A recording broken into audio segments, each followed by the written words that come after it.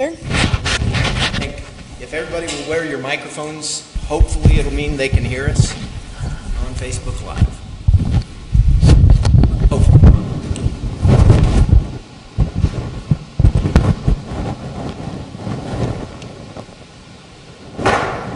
I'm going to call the Planning and Zoning Commission meeting to order. 7:06, and we do have a quorum at this time. Hopefully everyone has been able to look over the July 6th Planning Commission minutes. There was a lot of information in there. We had a very long meeting that night, and a lot of information in there, so hopefully you all had a chance to look over it. Is there any questions or concerns on the minutes? I move to approve the July 6, 2017 Planning Commission minutes. Second. Any questions, concerns, comments? Hearing none. All in favor? Aye. Opposed? I was not here, so I must abstain. Okay. Want to abstain? Ayes? Hearing none. Minutes will be approved.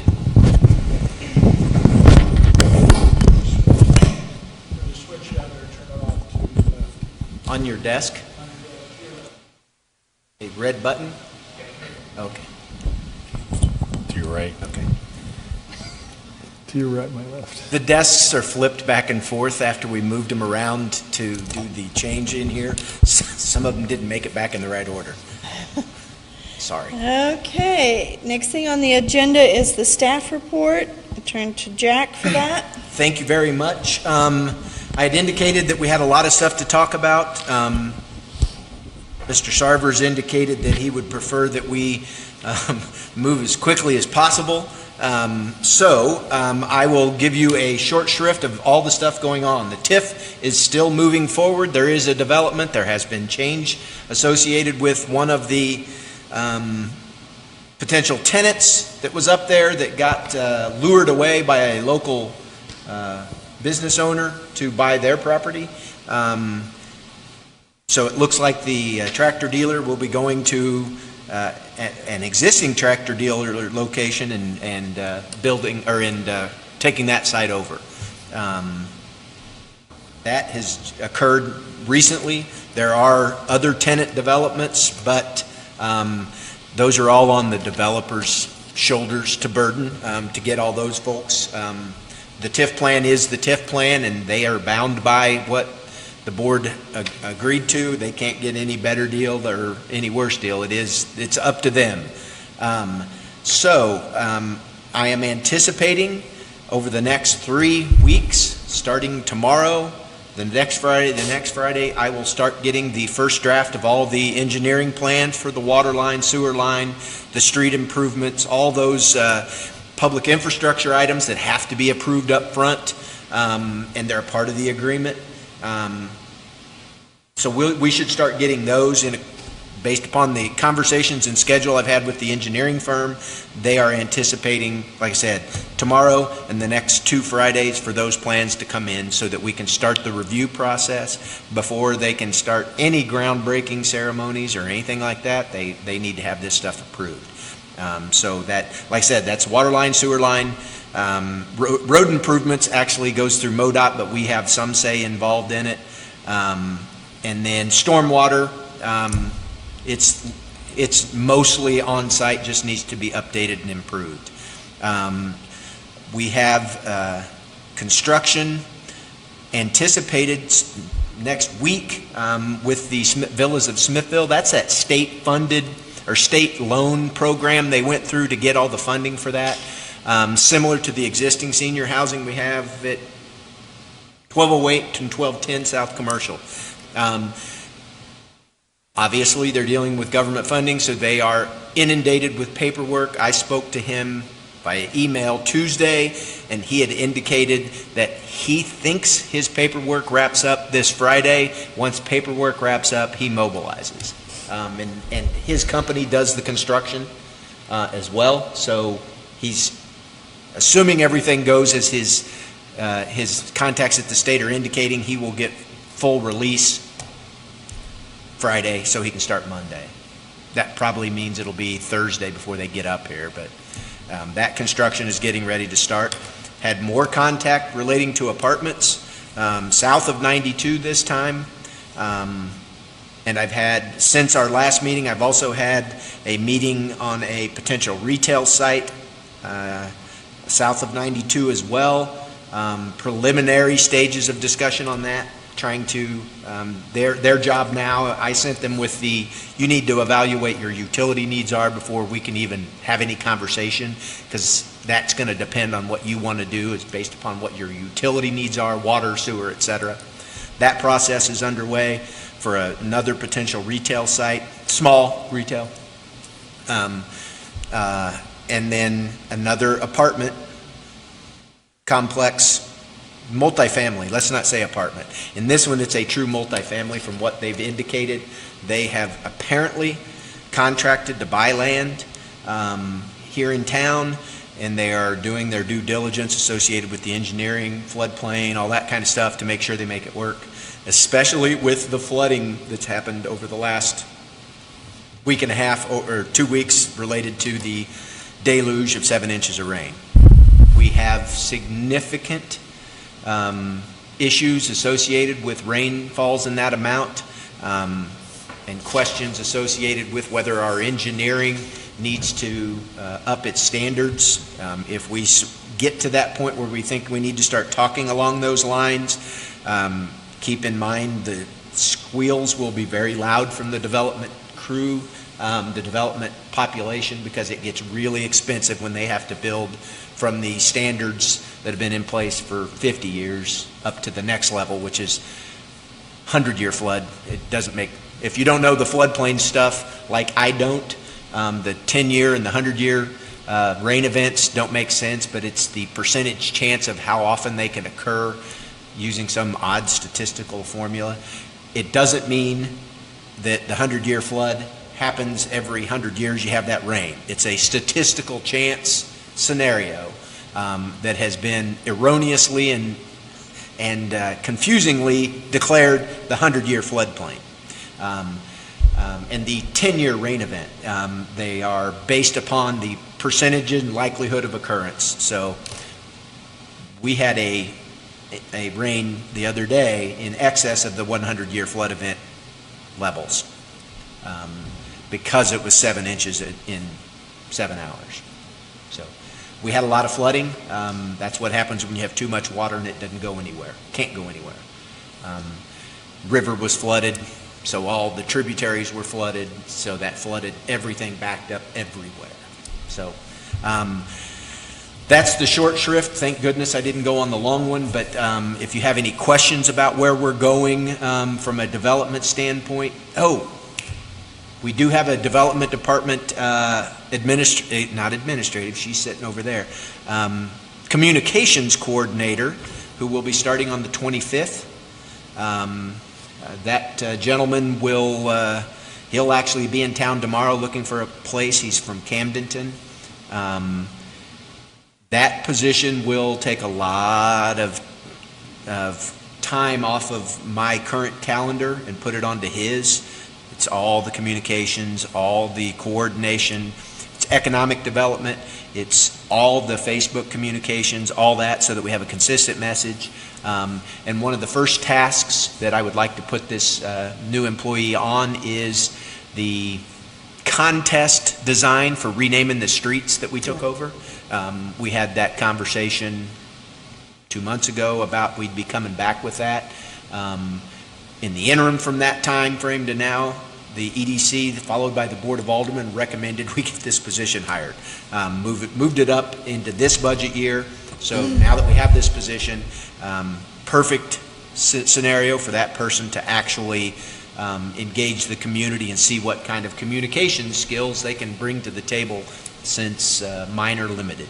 in that one. I'm not the engaging guy.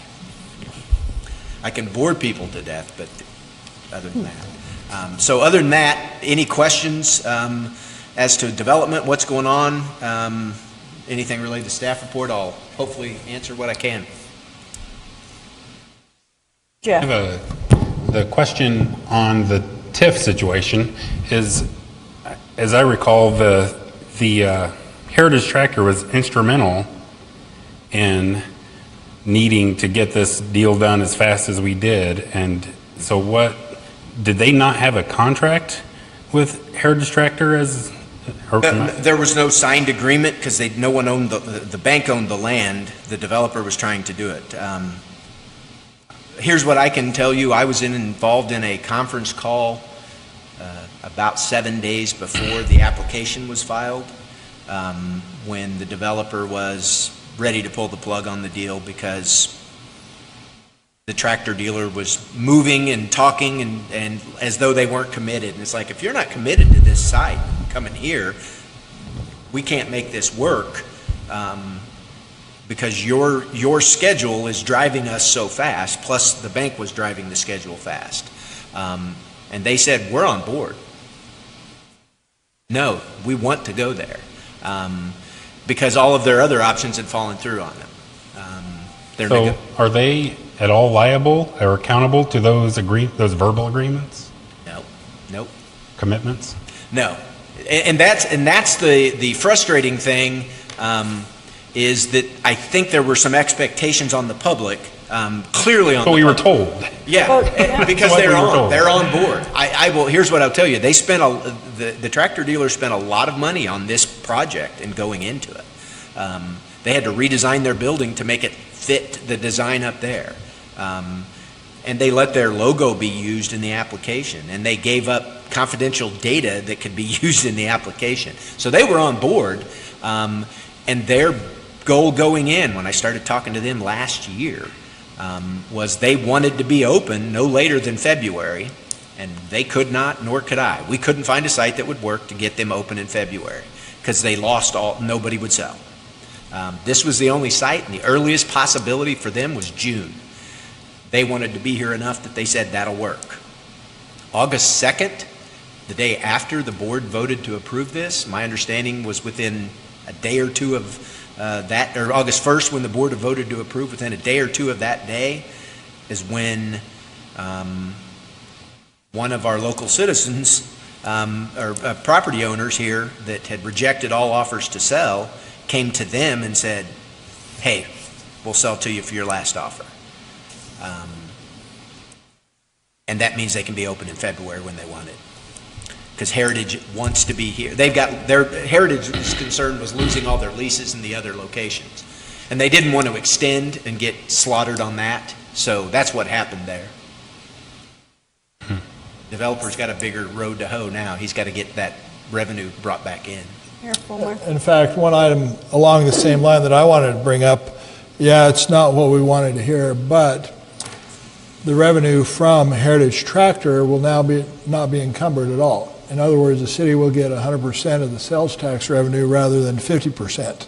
And the school will get. And the school will get their property tax revenue off that. So although it was surprising for us, given the history between the previous owner of the parcel they're purchasing now and them not wanting to sell, to the inevitability that they were going to go up on the hill, they came back and said, well, we'll sell it to you now for what you asked. They saw that they were going to lose the deal. And now it does, as I said, it does not limit the sales tax we receive from that dealership. So now the developer's obviously going to have to do something to backfill them pulling out of the TIF project, and hopefully that revenue or the sales tax revenue will be similar to what it was before. So it could be, in our estimation, a good win for the city. The other aspect of it is we also required in that TIF agreement a protective sales tax protection for a clause in there, because in case they didn't If they were going to be able to move the revenue from there up there to capture all that sales tax, they needed to double the sales up there than what they had down here, so that the city and all the taxing entities didn't take it in the shorts. So up to $50,000 is what they're willing to pay? Right, which $50,000 is a bunch of million in sales. So if they get 38 million in sales instead of the 39 and a half, it's the tax on 1.5 million in sales. So, you know, that's probably, what, 1.5 million there, you're probably $21,000-ish. If I recall from the meeting, we had a lot of public comment that night and a lot of concerns. And if I recall, the public really was asking for a 2-week extension on the TIF decision to allow the school district to renegotiate a little bit, if I recall. And it was voted down basically because the developer didn't want to be held up, didn't want to hold up Heritage Tractor any longer because they were afraid that if they did, Heritage Tractor would possibly bow out.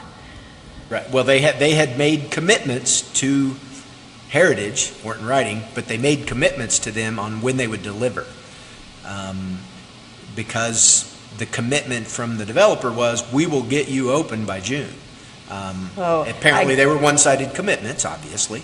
And it should be noted that one of The other one was the bank. That was the other press. And it should be noted that one of the people who spoke at the public hearing opposed to the TIF happened to be one of the property owners of the property that was purchased by the tractor dealership. Interesting. Yeah. And these always are. We We want to say we're talking about something contractual. I mean, this is major business. This isn't small potatoes. And even with real estate, you know, it ain't nothing. Verbal is nothing. Absolutely, it's nothing. I mean, verbal is nothing. So We were I'm surprised relying there on was not verbal written commitments, not Right. anything in writing. And here's the kicker to all of this. Only one entity in this entire conversation is at risk. And it's The developer. And it's the developer. They're the ones that don't have enough money to pay their bills. Yes, but if they get up there and they start working and then it all falls apart again, Right. It will it does not look good on us. Right. It will look just like the last 10 years have looked. It'll be no change from what we've been sitting on for 10 plus years. If they move in and they are $100,000 under on their sales projections, but only have to pay $50,000, then the city takes a $50,000 loss? Yeah, if that would be the case. If that happens. And that would be that their projections would be they would almost do less sales up there than what they do down here. Based upon projected sale, the actual sales versus, we have a pretty good idea what Kearney's making in their store out of this, and it's a little smaller in size, what their annual or their monthly sales are. Do we know if we at least reach those sales? Do we know what the hardware store is yet? No. Nope. They have not released any other names, I think in part because of what happened with Heritage. I know that there are multiple hardware store owners who are interested, so. They've been calling the mayor trying to get him to. Yeah. I've received calls from a couple of hardware stores saying, Get hey, me in there. give me the name of the developer, phone number of the developer, we want in. And so it'll be between the developer and which hardware store, you know, what's the best deal they can do. So if that hardware store is of similar nature to our current hardware store, and let's say 50% of the sales go up there that would have happened down there, we experience a loss? Yeah, ultimately any sure. lost sales But we are lost sales. also. Yeah. We experience a loss of sales tax. You need to from remember, we already have 2 hardware stores in town now, a lumberyard and a. Lumberyard Yeah. and PaX. So what, Yep. 3? And that is a concern. It's a regular concern. Interestingly enough, the only two people that I don't think are concerned about it are the owners of those two. Are the PaZ They're and the only, Ronnie those two Meeting. haven't said a problem, no. Yep. It's just competition. We may lose some sales. I believe their logic is, and it looks like the data would support it, that we have a whole lot of hardware sales that do not occur in Smithville already, from Smithville residents going elsewhere to buy hardware stuff. So if we have a place that can capture more, I don't think we're going to be stealing it from there. We may be stealing it from Kansas City. That's what the retail bleed shows that we've got. But Understood. am I incorrect in that this store up here is of similar size and nature than our existing store? It's not a Home Depot or a Lowe's or anything like that. No, it's not like that. No, but it's from what I understand, the two names that I've heard in discussion are they sell kind of the same products, but they're not that kind of they're a little more upscale. The Nuts and Bolts, the Westlakes, that kind of store versus True Value kind of thing? Yeah, the True Value.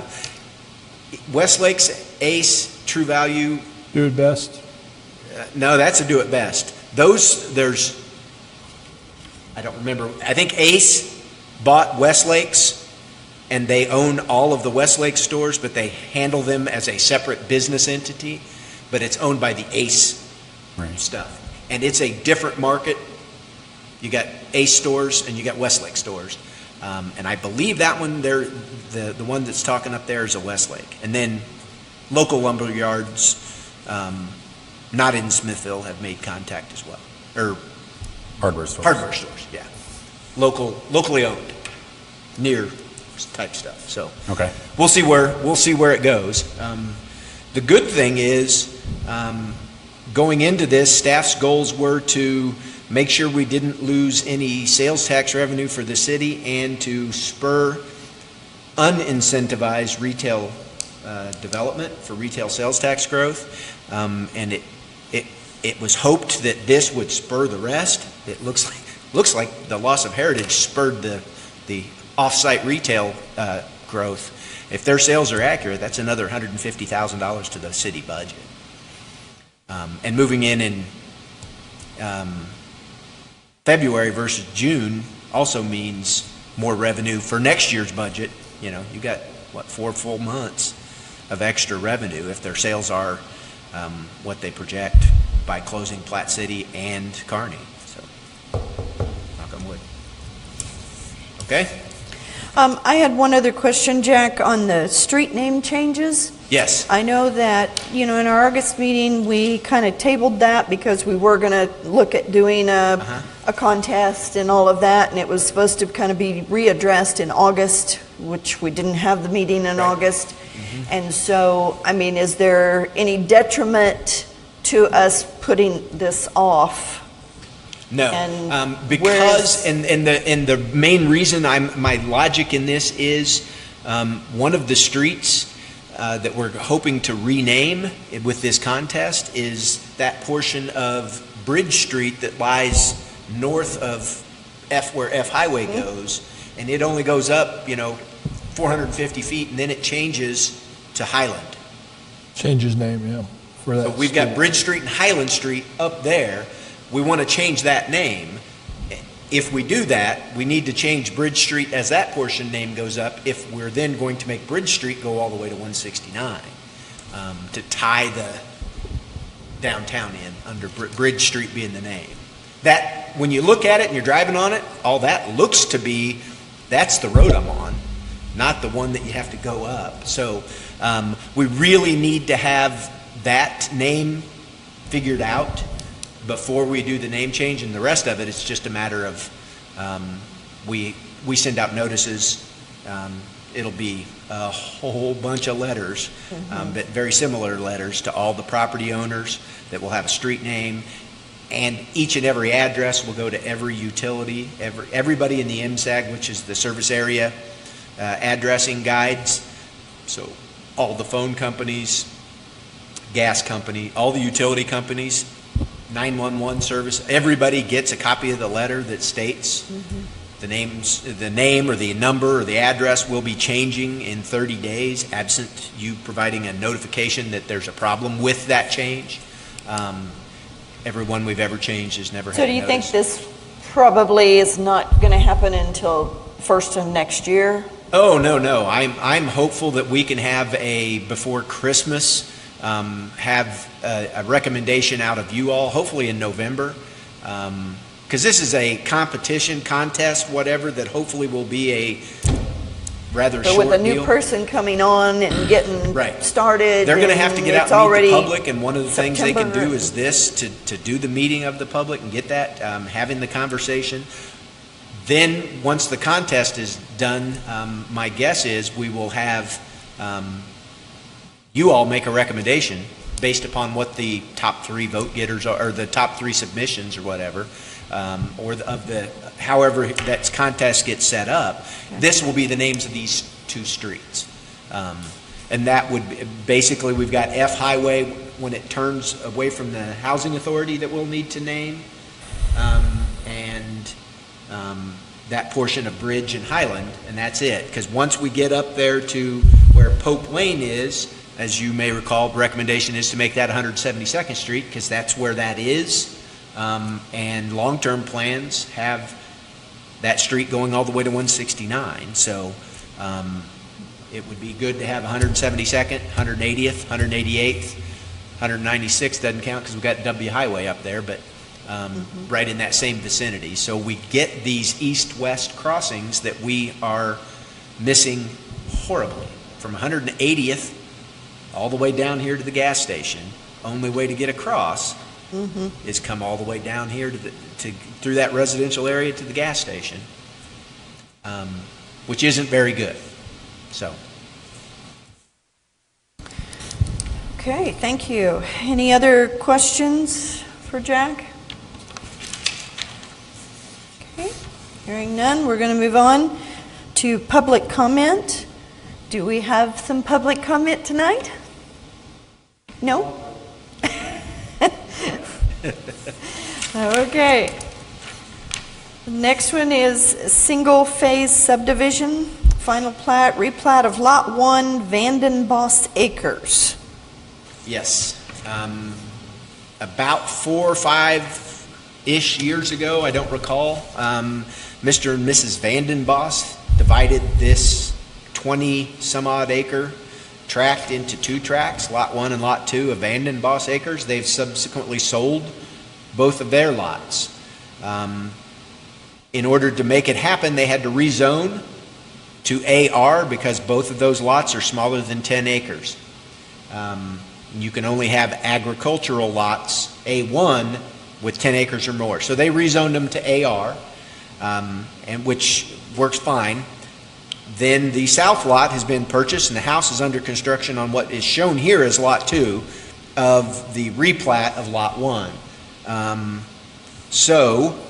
That house under construction had someone come to them and wanted to buy the west half of it to build a house as well. Both lots being 4.5 or whatever, somewhere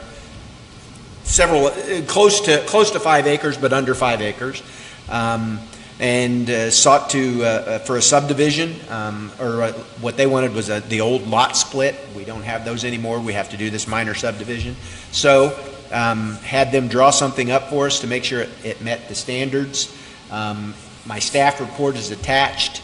No utilities to be constructed. Water lines there. Septic system is capable of going in there. South of Bainbridge is the Rocky Point addition with no sewers in it.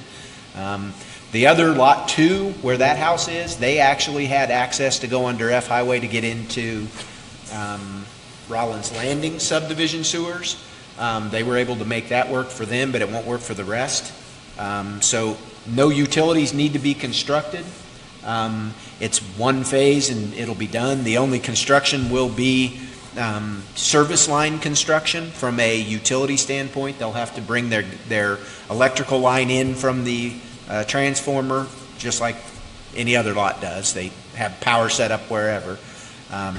So they'll bring in their own electrical, the water lines right across the road on Bainbridge, septic system they'll be able to put in themselves.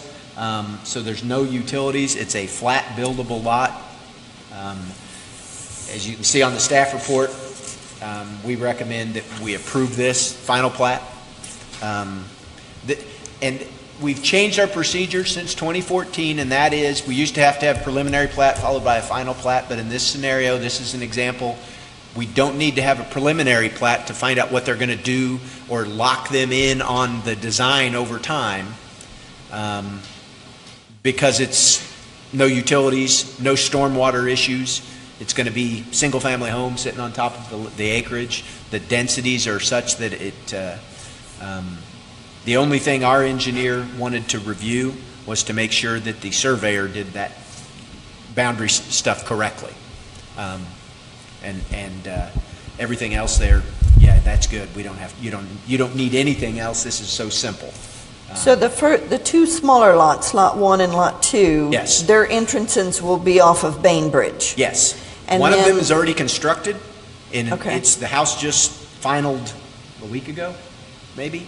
And its entrance is off of Bainbridge. The other one, that's the only road it fronts.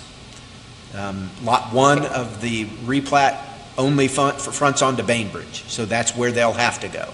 The other one had the choice, or the possible choice, but they didn't want to go out on F Highway, So they're off of what? Bainbridge. off of Bainbridge, yeah. And their driveway comes out So they'll come through? 3/4 to 4/5 of the way Bainbridge, to the west side of the lot. This is Bainbridge. Access will be from Bainbridge here. They could choose F Highway or Bainbridge. Oh, And they're choosing to come in Bainbridge. and who's this Yeah, one? They come from F Highway. Okay. And like I said, based upon the simplicity of it, it's an existing hayfield. The single-family home sitting in the middle of it, just like the other aspects of it. We made a recommendation that we move forward. This does have the requirement, just like all other ones, to pay, in this scenario, a parks fee, because it's a lot. They have no land to dedicate for us, so they have to pay that parks fee for one lot, because the other one was already created before that. So they're not creating two lots, they're creating one. And that's part of they're aware. They know if this gets approved, they got to pay that before we sign anything. And that's $625, by the way. That's the park fee. Okay. So do I have a motion to approve the final plat for the single-phase replat, I guess, of Lot 1 Vanden Bosch Acres? So moved. Second? Do we need a roll call on this, or Open it for discussion first, Chair. Discussion. open for Any discussion? questions or Any discussions? questions, concerns?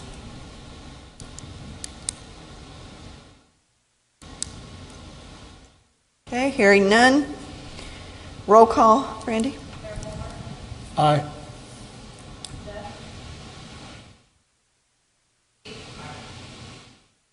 Aye. This will go to the Board of Aldermen at their next regular session. Which is September 19th. September 19th. 10 days away, something like that. September 19th. Yeah, they're not here because they have athletics going on, and I know where the potential purchaser is at right now. So, okay. Okay, our next item on the agenda is to vacate a portion of an easement at 103 Betsy Court. You have before you a plat of description, part of Lot 21 in Woods Court. If you may recall,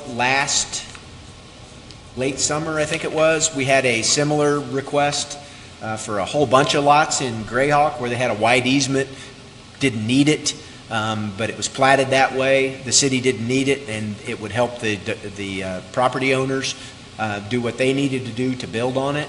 This is a similar scenario, it's just a much older scenario. In this application, this is a revised document. It was revised in the last couple of months after this was originally submitted by their surveyor a year ago. And part of the process for vacating an easement is to notify the utilities. We had 0 objections from any utility except one. That utility was us. We had a force main that was going through there. We didn't know exactly where it was, so we had to send crews out with the applicant's permission, of course, and dug up their yard until we found it. Once we found it, then we identified where it was, staked it out, and they had their surveyor come back up and adjust the boundary of where the force main is. So if you see on your map the drainage and utility easement area to be vacated in that plat, the upper right corner is where that sanitary force main line sits.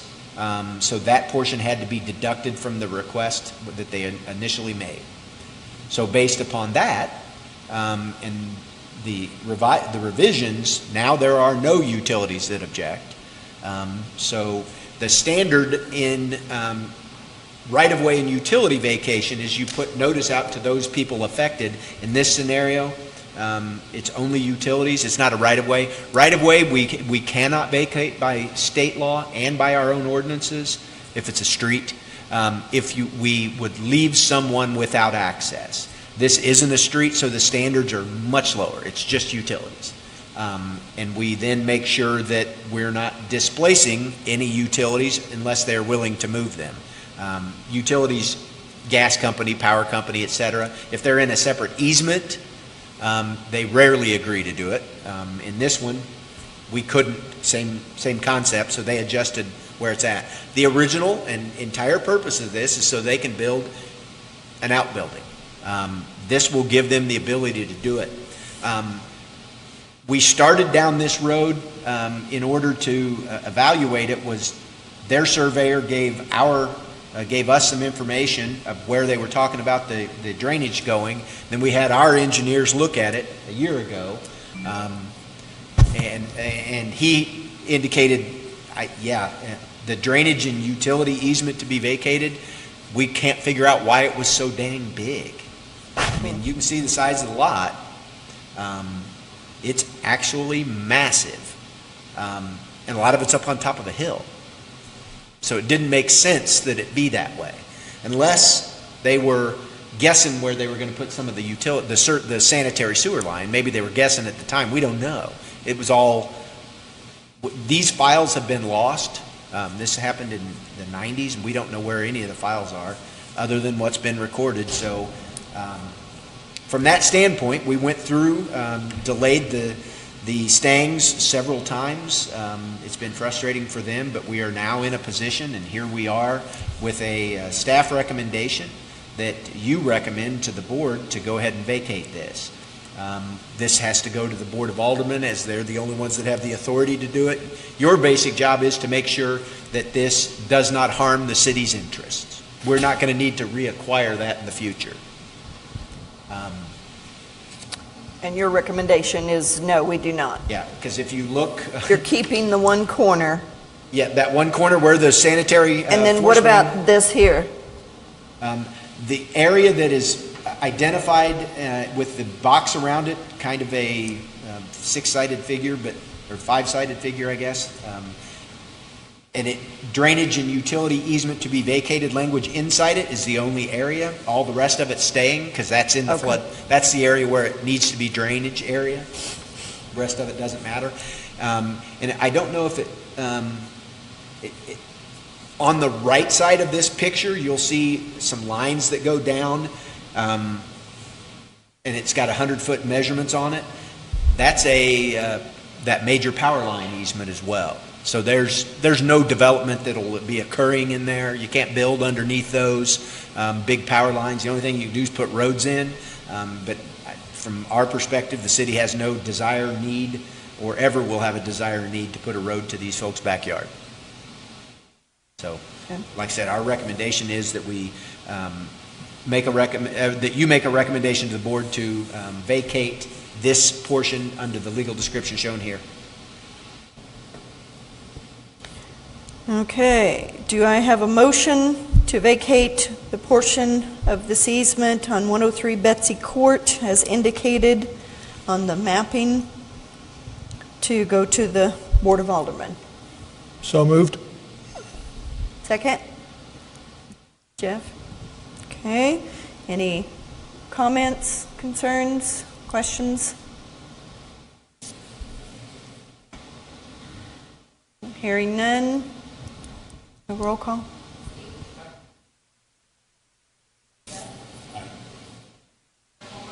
Aye. Aye.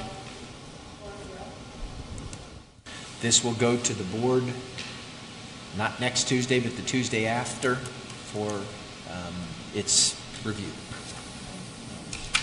Sure. That will be by ordinance, which requires 2 readings.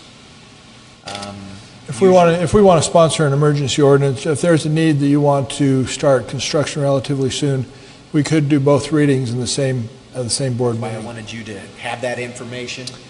And Otherwise, it will be. I would be the more first I would be more willing to sponsor. It's called an emergency ordinance, and I would be willing to sponsor that ordinance if. We're ready to go, pending all the approval. Okay, we'll plan to do that as an emergency ordinance. There we go. Okay. Okay, other concerns or comments before we adjourn? Jeff, you had indicated that you wanted to possibly at maybe our next meeting, I know we have some other things coming up at the next meeting, but perhaps to put on the agenda the complete streets. Yes. What is there something exactly that you want on the agenda? I would. Is it a and discussion? Is this discussion or motion? What are you asking me for? What do Right. you want on? Do you want it to be a discussion of the potential motion or the potential policy? Or I want to. I think we're at a stage in Smithville's growth and development that there's some level of urgency that we make sure that we are creating and redesigning our streetscapes with the best and most advantageous designs for economic and community development as possible, given our resources that we have available. So I would like to make a motion that we work to or that we adopt a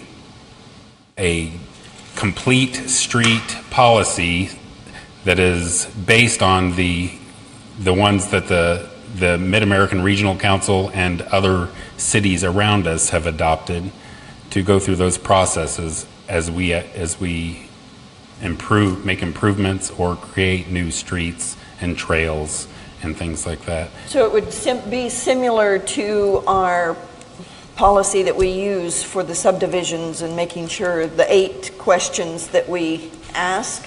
Is that what you're saying? It's not exactly. Yeah, no, this actually is a little more, this would be closer to the American Public Works Association design guidelines. This gives here's what we want they need to address these issues.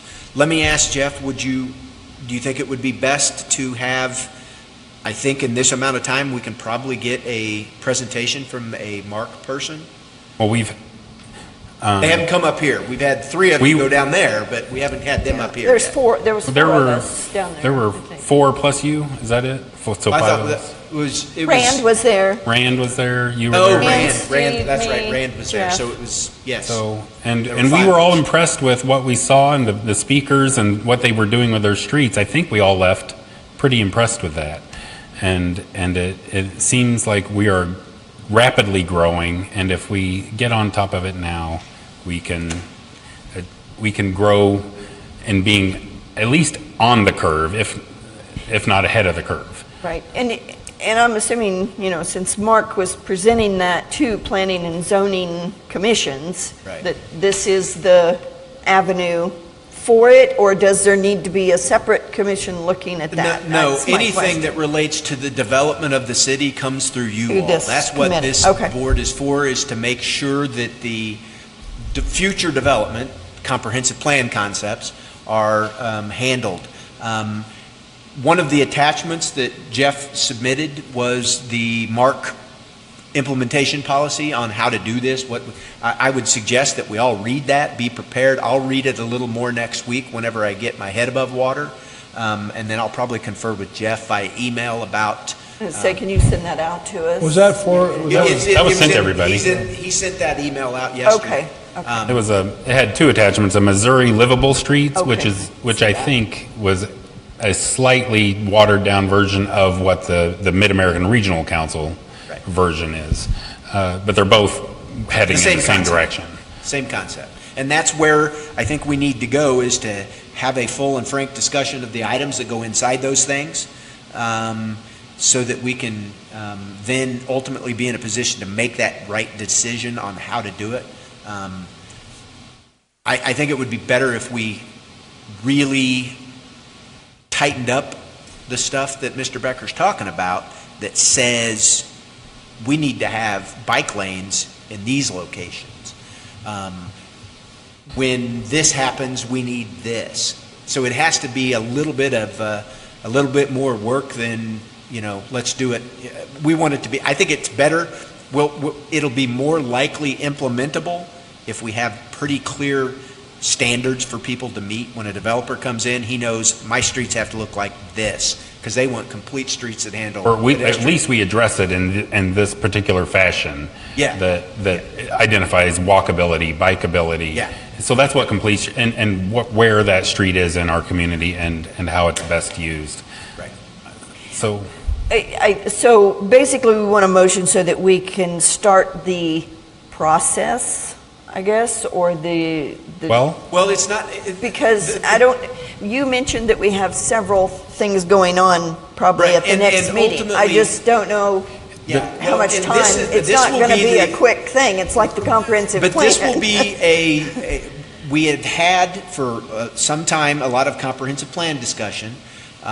One of the essential elements of the comprehensive plan process, I think we ultimately want to get to, is to have in place, we've got a Parks Master Plan that we've already agreed to recommend. The board's already passed it, but to put into the comprehensive plan so that it gives this body approval over new parks, what they look like, what amenities they have, so that we guarantee we're following through with what it was said. And I think anytime you have a master street plan, master sewer plan, any of those things that are incorporated specifically into, it gives this body a lot more authority. So, and I just want to sort of clarify, this is not a tell us what to do with our streets. This is more of a, here are The guidelines. Here are guidelines that help communities develop their streets in holistic or, thoughtful ways that addresses the issues that particular street's dealing with. So it's not, if we adopt a complete street policy, that's not telling us exactly what to do with each street. That is telling us how to address that street and Right, it make based sure upon we're- what kind of street it so is. it's sort of like giving you instructions on how to get through the process.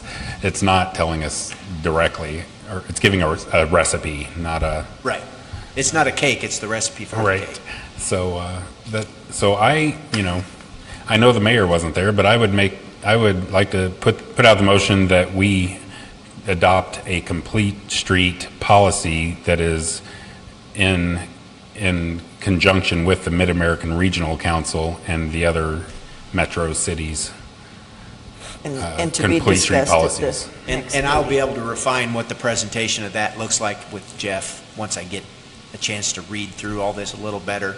And so that we know when we're here talking about it, it's not just a policy that's been crafted by me or Jeff or anyone. It's here's where we're at, here's what you need to do, all of those steps, potentially so that we can walk out of that with a recommendation that board adopt this as the Right. local policy. if we get it cleaned up tight enough. Are we, correct me where I'm off, that in development policies, this body does development, makes development decisions. No, we make development recommendations, no matter what the decision is. Even if if this commission makes a recommendation for a new massive combination mixed-use development, and require that they do certain things because it's in the comprehensive plan, the board can always say no. It just requires a higher vote if we lock it into. So then, then it's not a simple majority. It has to be a supermajority vote at the board level. It makes it harder for the board to walk away from plans that have been put in place.